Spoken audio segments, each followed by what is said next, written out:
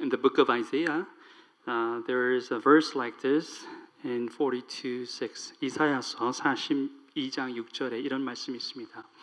나 여호와가 의로 너를 불렀은즉 내가 내 손을 잡아 너를 보호하며 너를 세워 백성의 언약과 이방의 빛이 되게 하리니. I, the Lord, have called you in righteousness. I will take hold of your hand. I will keep you and will make you to be a covenant for the people and a light for the Gentiles. 하나님께서 하나님의 백성을 이방의 빛으로 세우셨다라는 거죠. So God called His people, the Israelites, to be the light for the Gentiles. 하나님으로부터 율법을 먼저 받은 이스라엘의 선민 사상이 이런 구절들을 통해서 더욱더 확고하게 되었을 것입니다. We know through these kind of verses, we know how Israelites, they had this strong confirmation of God's call as a chosen people. 우리 같은 사람들이야말로 진정 하나님의 언약 백성이고 또 이방인들을 어둠에서 빛으로 이끌 수 있는 유일한 사람들인 것이야. 이렇게들 생각을 했을 것입니다. They probably thought, well, we are the only ones. We are the ones that God has called us, and through us, these Gentiles will be delivered from darkness to the light. 사도 바울도 그가 부활하신 예수 그리스도를 만나고 사도로 부르심을 입기 전까지는 이와 똑같은 생각을 했습니다. 하나님께서 이스라엘을 이방의 빛의 지위로 부르셨다라는 그 믿음이 그에게는 바위처럼 단단한 것이었습니다. Even Apostle Paul, before he was called as an apostle by Jesus Christ, when he met, until he met risen Lord Jesus Christ on the road to Damascus, this was his thought. He had the same thought. God has called the Israelites to be the light for the Gentiles. This was his firm belief and conviction. 그런데 그런 그가 예수 그리스도를 만난 후에 그의 모든 생각들이 무너져 내립니다. But when he encountered Christ, all his thought just crumbled down. 이방인의 빛이 되어야 할 이스라엘이 참 빛 되신 예수 그리스도를 알아보지 못합니다. 그를 저주하고 십자가에 달려 죽게 합니다. 그것도 로마 군인, 즉 이방인의 손에 의해서 처형당하게 하죠. 어떻게 하나님의 기름 부음 받은 자 그리스도가 그런 황망한 죽음을 당할 수 있습니까? 놀랍게도 하나님은 당신이 세우신 언약을 그런 식으로 완성하셨습니다. The Israelites, they rejected, or they are called to be the light for the Gentiles, but they rejected the true light, who is Jesus Christ. They cursed them, and they hung Christ on the cross. And by the hands of the Gentiles, the Roman soldiers, they led Christ to be punished. You know, how Christ, the anointed one, the Holy One, can be crucified like that.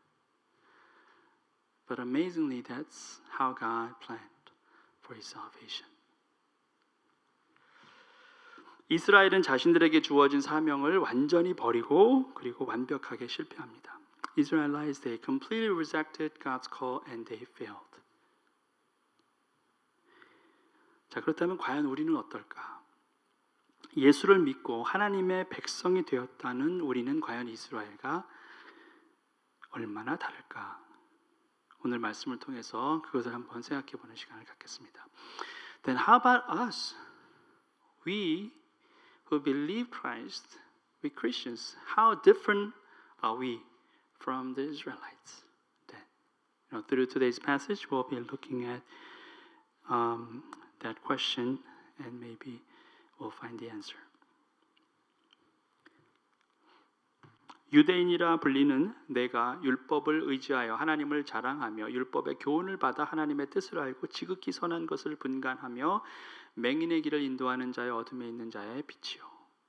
Now you, if you call yourself a Jew, if you rely on the law and boast in God, if you know His will and approve of what is spiritual because you are instructed by the law, if you are convinced that you are a guide for the blind, a light for those who are in the dark. 택하신 하나님의 백성들, 이스라엘에게 주어진 부르심이죠. 마찬가지로 오늘날 예수를 믿는다고 하는 그리스도인들에게도 이와 같은 부르심이 있습니다. 우리는 언제나 지극히 선한 것을 추구해야 할 부르심이 있고 또 영적으로 앞을 보지 못하는 사람들에게 길이 되고 빛이 되어야 할 그런 부르심이 있다라는 거죠. This was the call that God has given to Israelites, and this is the same call for those people who believe in God as well. We have this call to pursue the goodness, pursue good, and also to be in the right. And we are called to lead the blind to the light, those who are in the darkness to come to the light. 그런데 과연 우리는 어떻습니까? 잘하고 있습니까? How are we doing? Are we doing good? 율법에 있는 지식과 진리의 모본을 가진 자로서 어리석은 자의 교사여 어린아이의 선생이라고 스스로 믿으니 an instructor of the foolish, a teacher of the little children, because you have in the law the embodiment of knowledge and truth. 모본이라고 그랬습니다. 영어로는 embodiment라고 돼 있는데 원래 언어를 보니까 morphosis라고 돼 있어요. 무언가 형태라는 거죠. 예, 바뀌어지는 형태라는 겁니다.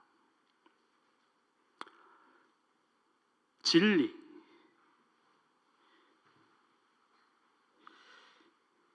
어떠한 형태, 지식, 어떤 모본을 갖고 있다라는 거예요. Now you have this form, morphosis. You have this form of knowledge, you have this form of truth, and you're bragging about that. You're boasting about that. 자, 율법으로 말미암아 그러한 틀이 있다라는 거예요. 그런 모형을 갖고 있다라는 겁니다. 지식과 진리 자체는 아니지만 지식과 진리의 모양이 있다라는 거죠. 그리고 그 모양에 따라 변해가는 과정 가운데 있다라는 것이 율법을 받은 하나님의 백성들의 생각이 그렇다는 겁니다. Those who have the law from God, they have this thought. Okay, I have this form, I have this standard. Well, I'm not perfect, but I am in the process of fulfilling that. 내가 그리고 우리가 유일한 틀이다. 그래서 우리가 본이 되어야 한다. 그런 생각들을 갖고 있다는 거예요. We have the right form, and we should be the example for others. That's what the people of God think. 자, 그렇게 스스로를 믿고 있다 이렇게 말하고 있습니다. 그런데 현실은 어떻습니까? But what's the reality? 그러면 다른 사람을 가르치는 내가 내 자신은 가르치지 아니하느냐? 도둑질하지 말라 선포하는 내가 도둑질하느냐? You then who teach others, do you not teach yourself? You who preach against stealing, do you steal? 결론적으로 말하면 위선적이다라는 겁니다. 가르치는 자라 하면서 자기는 가르침을 받으려 하지 않고 도둑질하지 말라라고 하고는 자신은 도둑질하고 있는 모습이 너희 가운데 있지 않느냐 그렇게 지적하고 계신 거예요. Now, basically what this verse is telling us is that you are hypocrites. You're saying to other people, don't do this, but you are the ones who are doing that very thing. You teach not to steal, but you're the one who steals.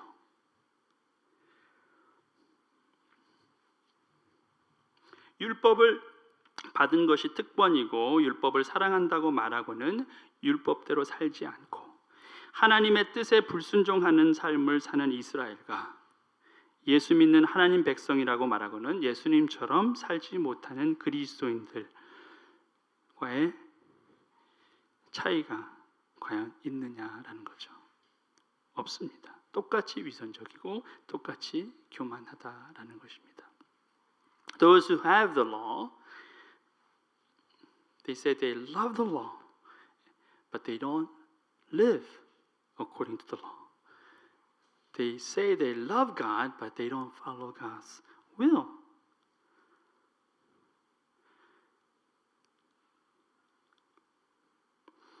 And you say you believe in Jesus Christ, but you don't live like Christ. So, what's the difference between the Israelites who had the law and the Christians?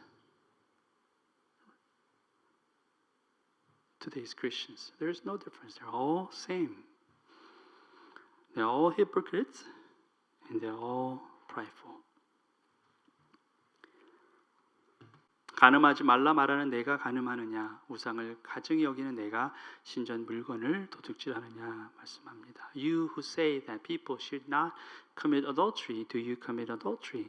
You who abhor idols, do you rob temples? 자, 말로는 이렇게 하고 가르침은 이렇게 하지만 그 말을 하고 그 가르침을 하는 사람이 전혀 다른 삶을 사는 것을 보는 것은 어제 오늘의 이야기가 아닙니다. You know, it's not just like yesterday's or today's thing that we eyewitness those people who say or teach those things, but they're the ones who commit all those wrongs and sins against God. 이틀 전에 한국의 전 대통령의 불법 행위에 대한 법원의 1심 판결이 있었습니다. There was a court judgment upon the former president of Korea. According to what he had done, there was a verdict.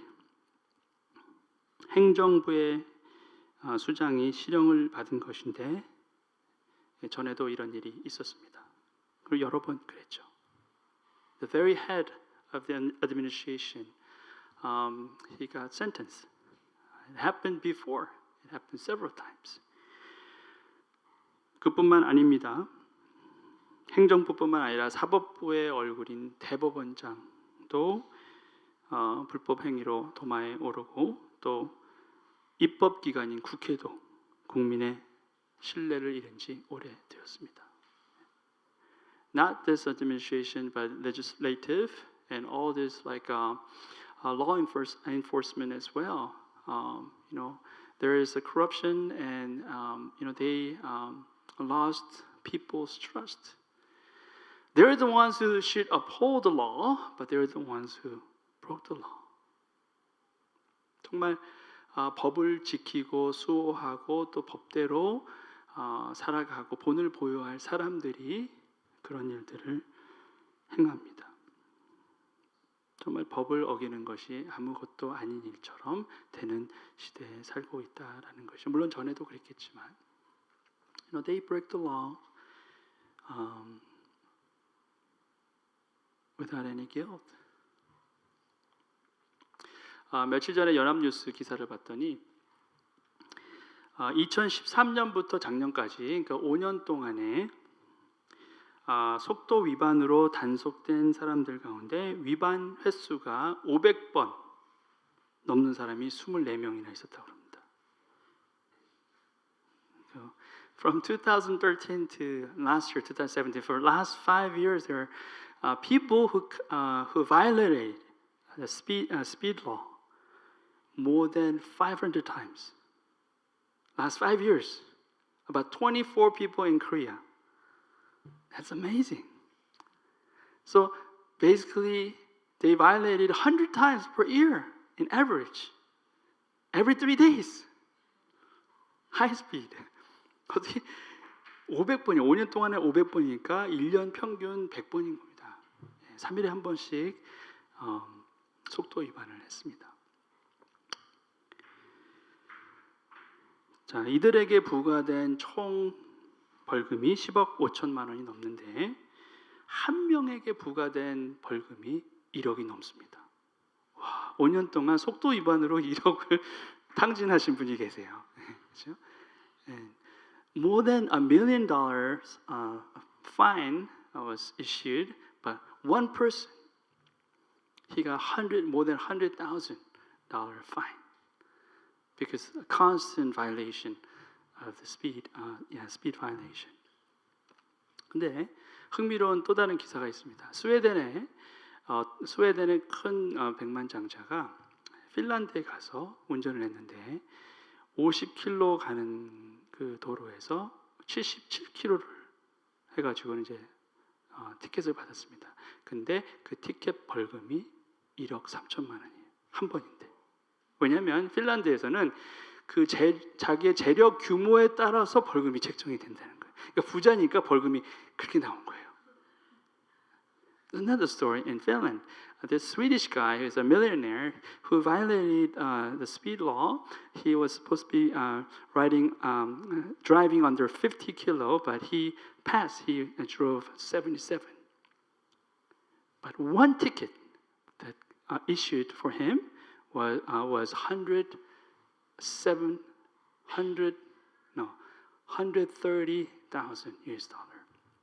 One ticket. Because in Finland, the ticket price is issued according to your wealth level. So if you are rich, then fine is higher. Interesting. Sounds fair? No, that sounds fair. 자, 마음에 드는 법이 될 수도 있겠죠. 네, 나는 별로 가진 게 없으니까 그래서 상관없다 하겠지만 부자들은 아주 싫어하겠죠. 자, 무엇이 공정한지는 알 수 없지만 여기서 얘기하는 것은 세상에는 여전히 그렇게 법을 무시하고 또 불법을 자행하는 사람들이 많이 있다라는 것인데 그것은 굳이 세상에 있는 사람들뿐만 아니라 예수 믿는다고 하고 하나님을 믿는다고 하는 우리들 가운데도 여전히 있다라는 것입니다. The point is, people are violating the law so frequently. And it's not only people in the world, but those who believe in God, those trust in God, they also violate it.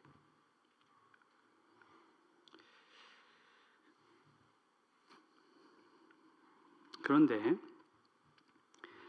이런 불법을 행한 사람들만 욕보이는 일이 아닙니다. But what God's word says is not only those who violate it are dishonored, but there is more serious fact that you will have to encounter. 율법을 자랑하는 내가 율법을 범함으로 하나님을 욕되게 하느냐? You who boast in the law, do you dishonor God by breaking the law? Basically, it's not you who are dishonored, but ultimately God will be dishonored because of your unlawful behavior. 불법을 행함으로 말미암아 불법을 행하는 그 당사자뿐만 아니라 결국은 하나님께서 이렇게 dishonor 된다. 하나님을 욕되게 하는 일이 된다라고 성경은 말씀하고 있습니다. 보세요. 기록된 바와 같이 하나님의 이름이 너희 때문에 이방인 중에서 모독을 받는도다. As it is written, God's name is blasphemed among the Gentiles because of you. 자, 기록되어 있었다라고 합니다. 이 로마서 그 전에 기록된 것이 있었다는 거죠. 어디에 기록되어 있습니까? 이사야서에 기록되어 있습니다. It is written. It's not in Romans. It's previously written. It's actually in Isaiah 52. 그러므로 이제 여호와께서 말씀하실 때 내 백성이 까닭 없이 잡혀갔으니 내가 여기서 어떻게 하랴. 여호와께서 말씀하실 때 그들을 관할하는 자들이 떠들며 내 이름을 항상 종일토록 더럽히도다. And now what do I have here? Declares the Lord. For my people have been taken away for nothing, and those who rule them mock. Declares the Lord. And all day long my name is constantly blasphemed. 정말 이렇게 되어가고 있습니다. 예수 믿는 사람들의 불법 행위는 자신들의 이름들뿐만 아니라 하나님의 이름을 욕되게 하고 하나님의 교회를 마음껏 업신 여길 수 있게 합니다. Well, this is what's happening. It's not only for those people who broke the law, but ultimately God's name and God's church has been mocked by people in the world. 자, 그러면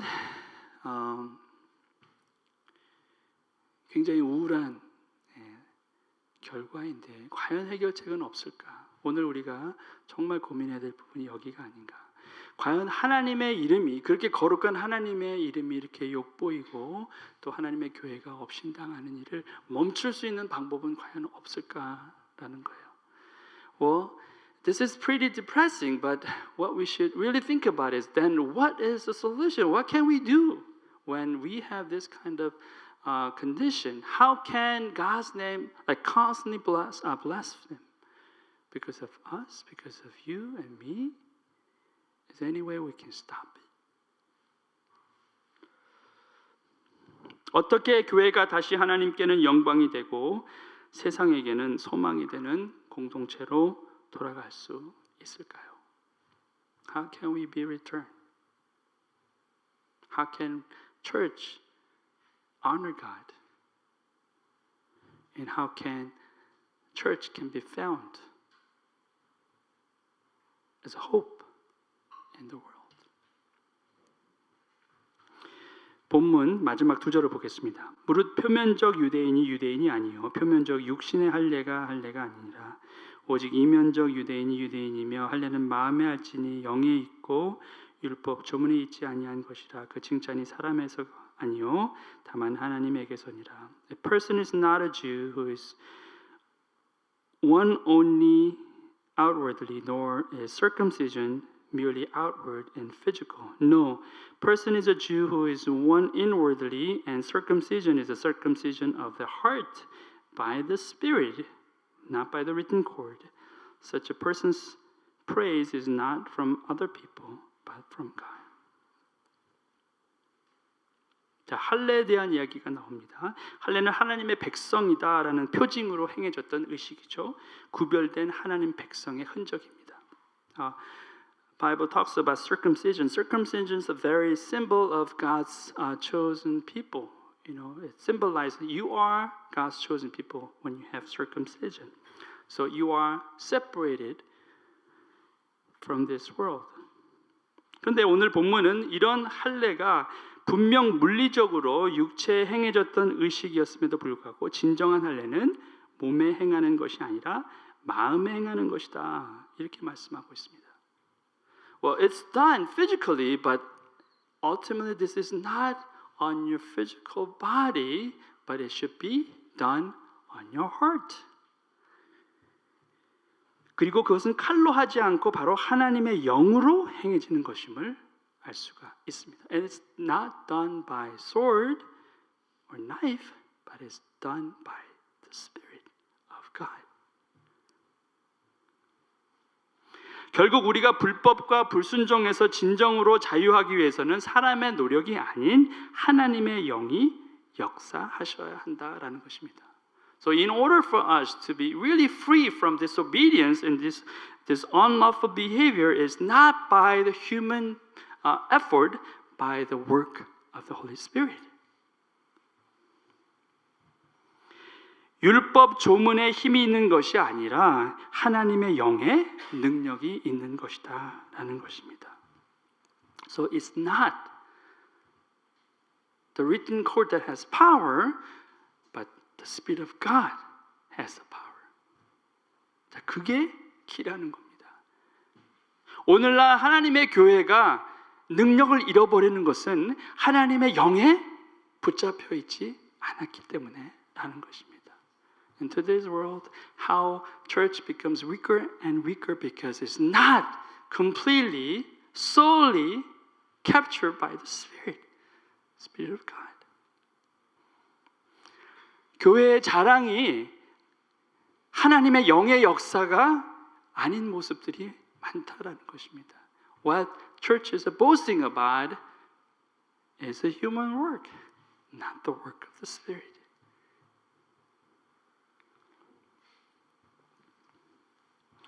누군가에 붙잡혀 있느냐가 중요합니다. 오늘도 주일학교 메시지는 삼손 이야기였어요. 여러분 삼손 알잖아요, 그렇죠? 예, 삼손 애들이 정말 뚫어지더라고 쳐다보면서 들었어요. 네, 그러니까 그 힘센 사람이 정말 매력이 있는 것 같아요, 그렇죠? 어쨌든, we talked about Samson today. How the story of Samson, how he was so powerful, right?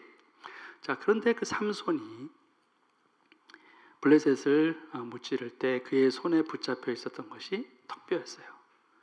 다 마르지 않은 나귀 턱뼈, 그거 하나를 갖고 1000명이나 되는 블레셋 사람들을 다 무찌릅니다.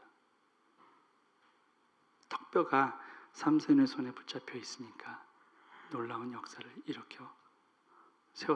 일으켰다는 것이죠.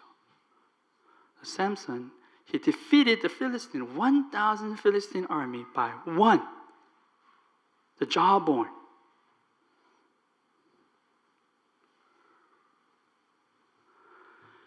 Just bone. It's not like super like knife and or like powerful hammer, but it's a jawbone. 턱뼈지만 그 턱뼈로 무찌를 수 있었어요. 왜냐하면 그 턱뼈가 삼손의 손에 붙잡혀 있었기 때문이라는 거죠. He was able to defeat because the bone itself has no power, but because it was held by the hand of Samson. 똑같이 교회는 하나님의 영이 그리스도의 영이 통치해야만 합니다. 하나님의 영이 붙잡아야지만 교회는 교회의 역할을 할 수가 있는 것입니다.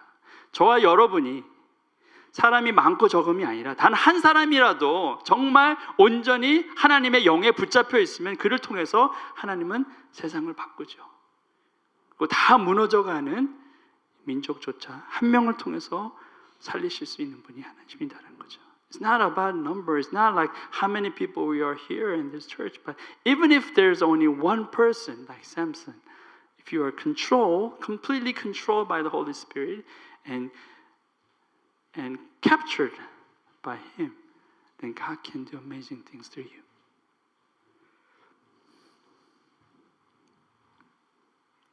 우리 가운데 불법이 가득합니다. 세상에도 그렇고 우리 생각 가운데도 불법이 만연합니다.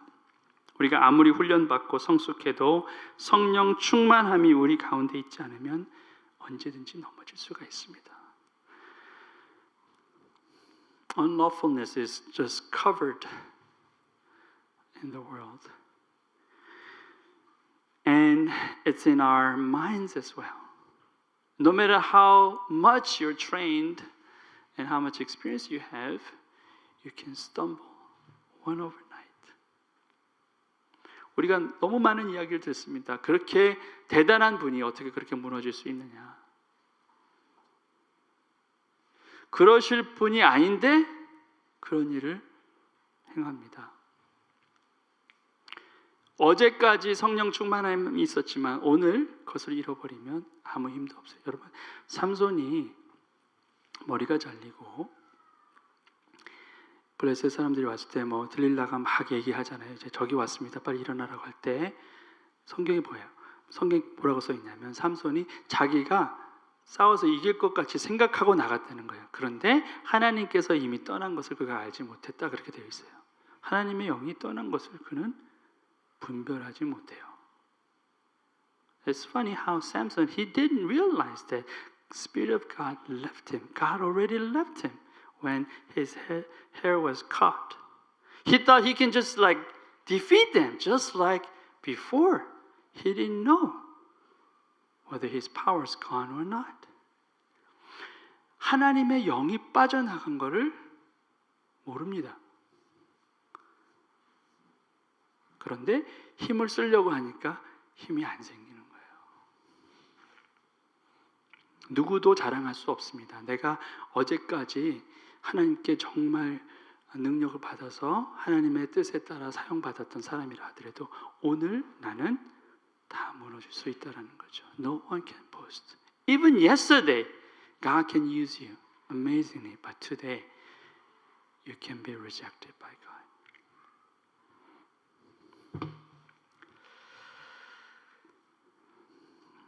주의 영의 통치함을 받는 저희 교회가 되길 바랍니다. I hope and pray that this church will be controlled by the Spirit of God. 저와 여러분도 그리스도의 영의 통치함 받는 그런 하나님의 백성이 되기를 바랍니다. 율법이 있고 없고 율법 조문이 있고 없고 그것이 힘이 아니라 하나님의 영이 계시고 계시지 않는 것이 힘에 있고 없음입니다. It's not about the written code.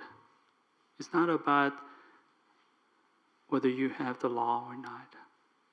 It's about Spirit of God, whether Spirit of God is present with you or not. That divides.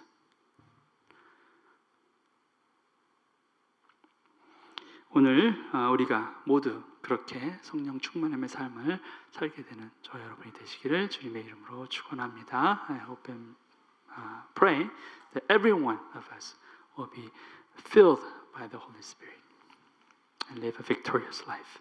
Amen. Let's pray. 함께 기도하시겠습니다.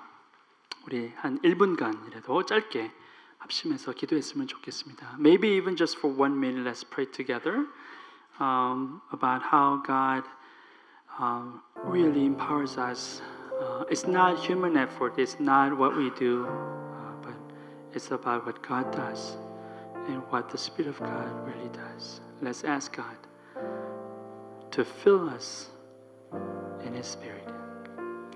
우리가 정말 하나님의 영이 우리를 사로잡아서 통치하셔서 주께서 기뻐하시는 일을 감당하는 우리가 되기를 소망하는 마음으로 함께 기도하시겠습니다.